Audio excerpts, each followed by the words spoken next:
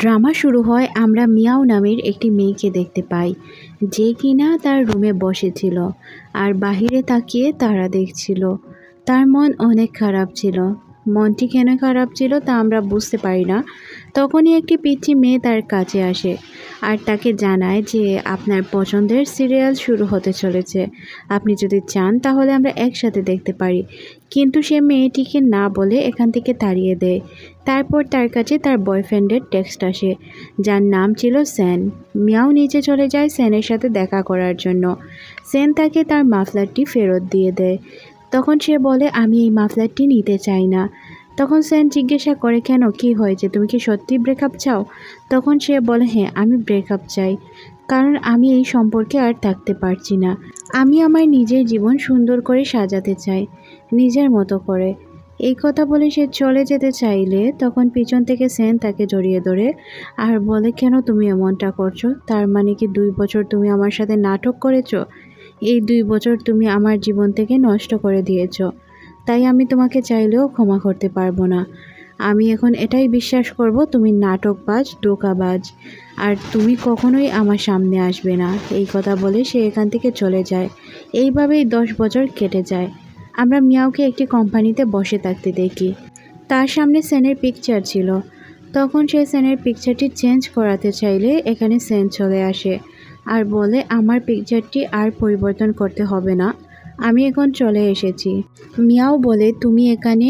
স্যান তখন তাকে বলে, কেন, আমাকে এখানে আশা করনি? তখন সে বলে, এত তাড়াতাড়ি তো আশা করিনি, আশা করব না কেন? তখন সে তাকে বলে, আচ্ছা, এক কাজ করো, আমি আমার মাদার ইন লর সাথে দেখা করতে চাই, তাই একটি রেস্টুরেন্ট বুক করে দাও। এখানে আমরা জানতে পারি যে মিয়াও আসলে স্যানের মায়ের সেক্রেটারি, তাই সে স্যানদের কোম্পানিতেই ছিল। তারপর সে বলে, আচ্ছা, আমি বুক করে দিব। স্যান মিয়াওকে জিজ্ঞাসা করে তার বয়ফ্রেন্ড আছে কিনা। সে কোনো রিপ্লাই না করে এখান থেকে চলে যায়। এদিকে আমাদের ফেই নামের একটি মেয়েকে দেখানো হয়, যে কিনা স্যানের গার্লফ্রেন্ড ছিল। আর মিয়াওকে বলা হয় তার ইন্টারভিউ নেওয়ার জন্য। যেহেতু সে স্যানের মায়ের সেক্রেটারি ছিল, তাই সে তাকে জানায় যে তুমি যদি তাকে বিয়ে করো তাহলে তো তোমার হাউসওয়াইফ হয়ে থাকতে হবে। তখন মেয়েটি বলে, হ্যাঁ, আমি বিয়ের পর আমার শাশুড়ির খেয়াল রাখবো। তখন সে বলে, শাশুড়ির খেয়াল রাখার কথা বলা হচ্ছে না, এখানে স্যানের বিষয়ে কথা বলা হচ্ছে। কারণ স্যান কখনোই এক মেয়ের প্রতি আসক্ত থাকতে পারে না। সে কিছুদিন পর পরই তার রুচি পরিবর্তন করে। যেগুলো স্যান শুনতে পায় তার বিষয়টা খারাপ লাগে। সে তার কাছে এসে বসে জিজ্ঞাসা করে, তোমার আমার সম্পর্কে এই ধারণা? তুমি কি আমার মায়ের পরে আমার গার্লফ্রেন্ডকে টার্গেট বানাতে চাও? এটা করতে চাইলে তুমি এইসব থেকে বিরত থাকো। তখন সে তার হেয়ার ক্লিপটি ফেরত দিয়ে এখান থেকে চলে যায়। আর সে মূলত চলে যায় স্যানের মায়ের সাথে দেখা করতে।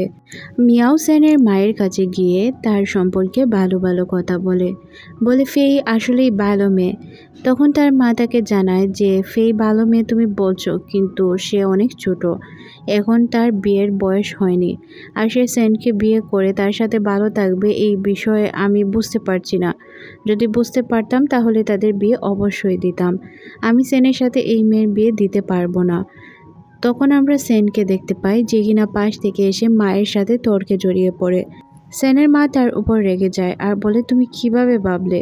তোমার সিদ্ধান্তের উপর নির্ভর করে আমি তোমার বিয়ে দিয়ে দিব? এটা কখনোই হতে পারে না। আমি এইভাবে তোমার বিয়ে দিতে পারি না। আমার পছন্দ করা মেয়েকেই বিয়ে করতে হবে। এই কথা বলে সে এখান থেকে চলে যায়।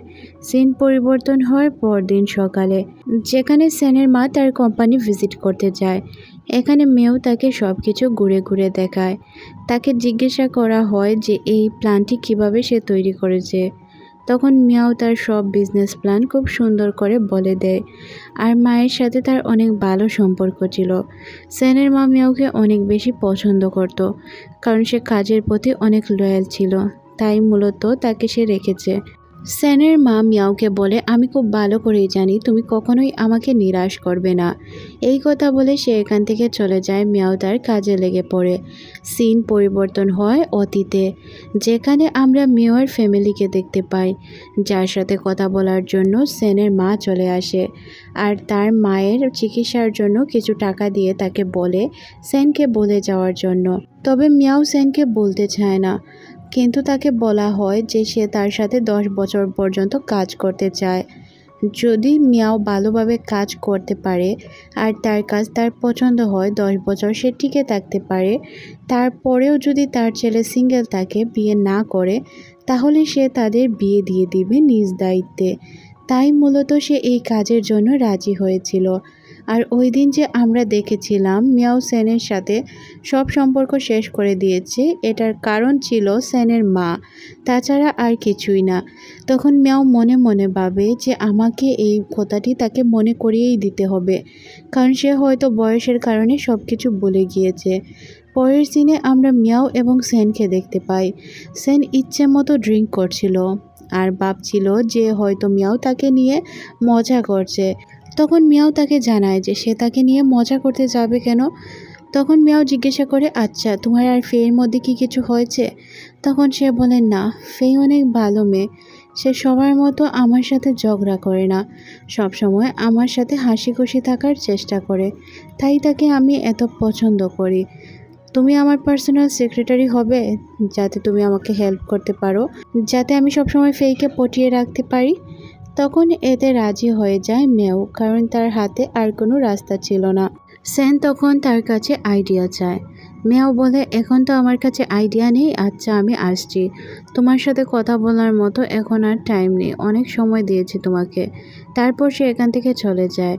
এদিকে আমরা সেনকে দেখতে পাই, যে কিনা মেয়র পিকচার দেখছিল আর মনে মনে বলছিল আই স্টিল লাভ ইউ। কিন্তু ঘটনা হচ্ছে সে তাকে এইসব না বলে কিছু পিকচার সেন্ড করে। সিন পরিবর্তন হয় পরদিন সকালে, যেখানে সে ফের জন্য নাস্তা তৈরি করে আর মিয়াওকে বলে, আমি তার জন্য নাস্তা তৈরি করেছি, কারণ তার সাথে আমি কাল ভালোভাবে সময় কাটাতে পারিনি। আমি মাকে বলেছি তুমি আমার সাথে আজ সময় দিবে, তুমি চলো আমার সাথে ফেইকে সরি বলার জন্য। তারপর সে চলে যায় মিয়াওকে নিয়ে। ফেইকে সেন ফুল দিলে সে নিতে চায় না, বলে কাল রাত তুমি আমার সাথে কি করেছো, এই বিষয়গুলো আগে মনে করো, তারপর না হয় ফুল নিয়ে নিব। তখন সে বলে যে কাল রাত যা হয়েছে মায়ের জন্য হয়েছে, প্লিজ আমাকে ক্ষমা করে দাও। ফেই বলে, তোমার মায়ের সিকিউরিটিকে আমার কাছে ক্ষমা চাইতে হবে। তখন সে বলে, কি বলছো? মাকে যদি সে বলে দেয় তাহলে মা অনেক বেশি রেগে যাবে। ফেই বলে, না, আমি এইসব কিছুই বুঝি না, তোমাকে তোমার মায়ের সিকিউরিটি দিয়ে আমাকে ক্ষমা চাওয়াতেই হবে। তারপর সে চলে যায় তার কাছে আর গিয়ে বলে যে প্লিজ তার কাছে ক্ষমা চাও, কারণ সে অনেক রেগে আছে, আমার ফিয়ন্সে চায় তুমি তার কাছে ক্ষমা চাও। তারপর সে চলে যায় আর তাকে খুব নম্রতার সাথে সরি জানায় আর বলে, আমি ভুল করেছি, মাফ করে দিবেন, কাল যা হয়েছে সব কিছু ভুলে যান, আর আপনাকে অনেক বেশি ভালোবাসে সেন। তখন সে বলে, হ্যাঁ, সেন আমাকে অনেক বেশি ভালোবাসে, তাই তো আমরা বিয়ে করছি, না হয় কি বিয়ে করতাম না তো। তখনই এখানে সেন চলে আসে আর তার সাথে কথা বলতে শুরু করে। এখানে ফেই বারবার বলছিল যে তোমার মাকে আমার সব কিছু মেনে নিতে হবে, না হয় এইভাবে জীবন চলবে না। তারপর আমরা ফেই আর তাকে দেখতে পাই, তারা দুইজন একই সাথে দাঁড়িয়েছিল। তখনই সিন চলে যায় ফ্ল্যাশব্যাকে, যেখানে আমরা সেনকে দেখতে পাই। সেন প্রতিদিন মেয়ের দোকানে যেত আর গিয়ে কফি খেত, তার কফি অনেক ভালো লাগতো। সেন মিয়াওকে বলতো, আমাদেরও কফির ব্যবসা, তুমি চাইলে তোমার গ্র্যাজুয়েশন কমপ্লিট করে আমাদের কফির ব্যবসায় জড়িত হতে পারো। সে তখন মুস্কি হেসেছিল। তারা দুইজন যখন গাড়ি দিয়ে যাচ্ছিল তখন সেন মিয়াওকে বলে, তুমি আমার মাকে বোঝাবে যাতে আমার আর ফেই বিয়ের জন্য মা রাজি হয়ে যায়, আমি খুব ভালো করে জানি মা বাহানা করছে। তখন সে গাড়ি থেকে নেমে যায় আর বলে, নিজের প্রবলেমে আমাকে জড়িও না, আর দ্বিতীয় কথা, তোমার মা এইসব মানবে না, তোমার মা একজন হাউসওয়াইফ চায়। তখন সে বলে যে মা কেন মানবে না, মাকে মানাতে হবে, আমি মাকে মানাবো। আর ফেই অনেক ভালো মেয়ে, সে অনেক ভালো ছিল, আমাকে সব সময় অনেক হ্যাপি রাখার চেষ্টা করতো, আর তাছাড়াও তোমার মতো সেলফিশ নয়। তখন এই বিষয়গুলো মেয়ের অনেক খারাপ লাগে, কারণ সে সেলফিশের কোনো কাজই করেনি। তারপর সেন তাকে বাসায় নিয়ে যায়। মিয়াও তখন জিজ্ঞাসা করে, আমি যে এখানে থাকি তুমি জানো কিভাবে? তখন সে বলে যে আমি জানি আজ তোমার বার্থডে।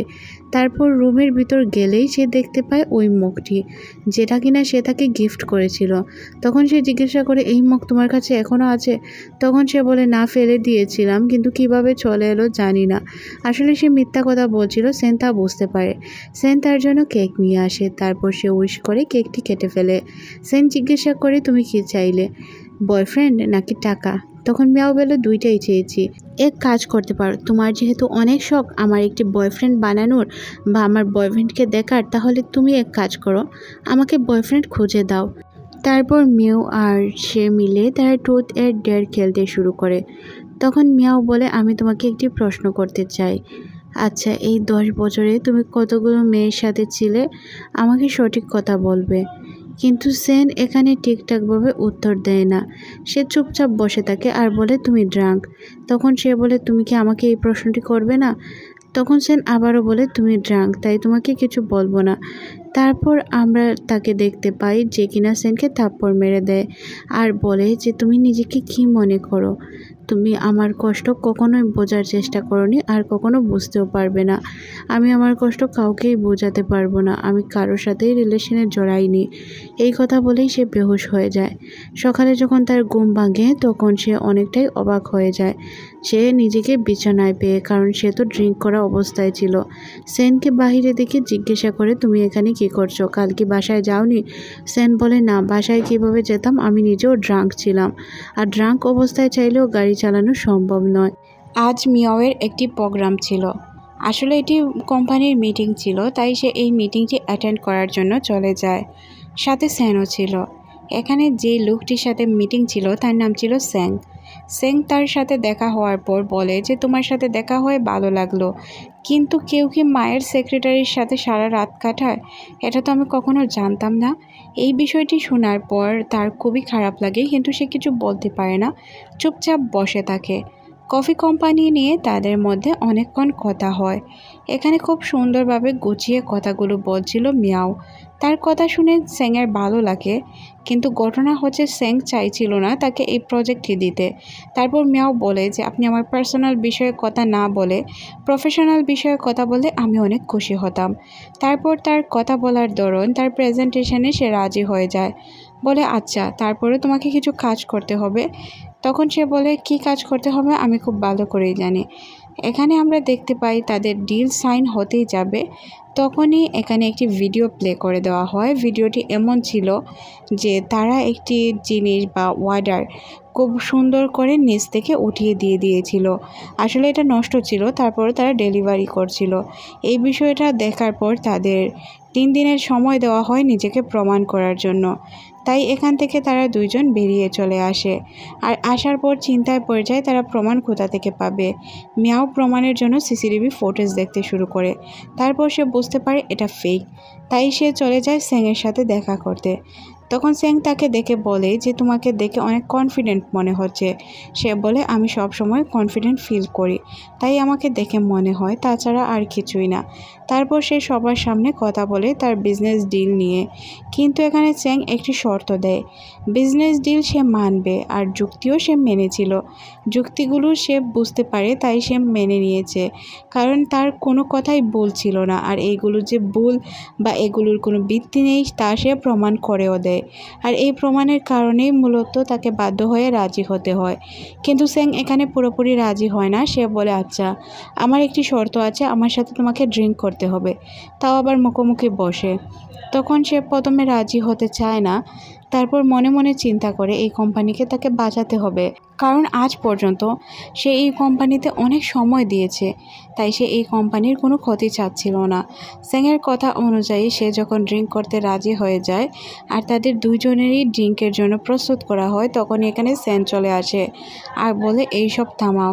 সে এই ডিলের জন্য কথা বলতে শুরু করে আর সত্য মিথ্যা সব কিছুর প্রমাণ দিয়ে দেয়, যার কারণে তারা এখানে ডিলটি সাইন করতে বাধ্য হয়। কিন্তু ডিল সাইন করার আগে তারা কিছু বিষয় নিয়ে কথা বলতে চাচ্ছিল, তাই সেন মিয়াওকে এখান থেকে উঠিয়ে নিয়ে যায় আর বলে কি করছিলে, তুমি এইভাবে কি বিজনেস করবে? তখন সে বলে আমি তো এইভাবেই তোমাদের বিজনেসকে এতদিন যাবৎ চালিয়ে এসেছি, এখন কি আমার প্ল্যান তোমার ভালো লাগছে না? যদি না লেগে কি করব বলো, কারণ আমি এইভাবেই বিজনেসটাকে সামলাই। তখন সে বলে ভালো লাগা না লাগার এইসব বিষয় না, এটা তোমার আত্মসম্মানের লাগার জন্য আমি এইসব বলেছি। তারপর একটি সিসিটিভি ফুটেজে আমরা স্যাংকে দেখতে পাই যে কিনা ওই লোকগুলোকে ভিডিও করার জন্য কিছু টাকা দিয়েছিল, যার কারণেই মূলত তারা এই কাজটি করেছে। যেহেতু তাদের কাছে প্রমাণ ছিল, তাই এখন চাইলেই তারা যে কোনো কিছু প্রমাণ করতে পারবে। কিন্তু এখানে রাজি হয় না, সে বলে যে না থাক, এইসব আমাদের এখন আর প্রমাণ করতে হবে না, যেভাবে যেটা সমাধান দেওয়া যায় ওইভাবেই ওইটা সমাধান দিতে হবে। তারপর সেন একটি ডিলের জন্য তাকে কিছু কাগজপত্র দেয় আর কিছু প্ল্যান বলে। তখন সে বলে হ্যাঁ, এই প্ল্যানটা তো অনেক ভালো, আর যেহেতু ওই লোকগুলোকে আমরা ভালো করে চিনি, তুমিও চিনো, তোমার পরিচিত লোক, তাহলে এই কাজটি আমরা খুব ভালোভাবেই করতে পারবো। তখন সেন তাকে জানায় যে আমার একটি নিজস্ব কোম্পানি আছে, এটাও কি তুমি জানো না? তখন সে বলে তুমি কি তোমার মায়ের কাছ থেকে এসব লুকিয়ে রেখেছ? যদি লুকিয়ে রেখে থাকো তাহলে কি বিশ্বাস যে আমি তোমার মাকে বলবো না? তখন সে বলে আমি খুব ভালো করে জানি তুমি মাকে বলবে না। তখন মিয়াও তাকে বলে অন্ধবিশ্বাস ভালো না, অন্ধবিশ্বাস মানুষের জীবন নষ্ট করে দেয়, এটা কি তুমি বুঝতে পারছো?